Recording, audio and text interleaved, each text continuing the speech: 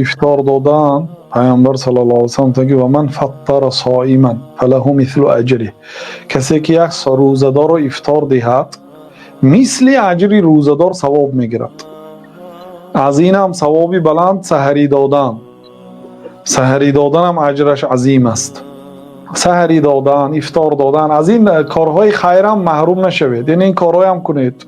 میتونید اقلا مثال یار و دوستا یا مثلا سبحان الله ما یک وقتی سفر داشتم در یکی از کشورها، ما بین دو دولت 1000 کیلومتر در چول و بیابان، در چول بیابان سفر، تراسه یک 2 ساعت هست، ولی به وقت شامو در کوچه های خیلی پلاکت نوشتن بدی 100 کیلومتر افطار هست، بدی 100 کیلومتر افطار هست و در هر کجا می ایستاد در قدی راه یک 50-60 متر ماشینای میماند و در همین چول بیابان گلیم های انداختیان، قالین های انداختیان، افطار تشکیل کردن برای راه گذرا. بسیار ثوابش بزرگ است، چون اینو اون یک راهی بود که حتی زپرافکه هم کردن ندونه در همین راهی دراز. برای زپرافکه باید یگان شهر درآید، برای طعام خوردن باید به یگان شهر درآید، یعنی 50 کیلومتر 20 کیلومتر درآید به یگان قشلاق یا شهر. در همین تراسه نیست چی،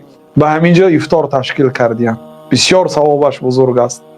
یا بعضی های در سویتفارها دیدم، سویتفارها مثلا 5 مینوت می ایستاد تا سویتفارش سبز شدنه، همونجا افطار تقسیم میکنه.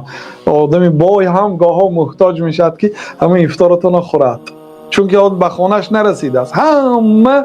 همین در عین وقتی افطار در مسجد و در خانهش در سری دسترخوان دستها به آسمان دعا کرده نمیشنه، که در کار و بار و در کوچه ها هست افطار میتید. در سویتفار افطار تشکیل کردین بسیار مناسب است، یعنی بسیار ثوابی کلام میگیرد.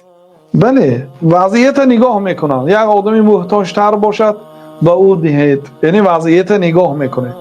کدام کار همه وقت یک چیز گفته نمیشد، همه وقت ثوابی افطار بهتر است یا ثوابی فلان.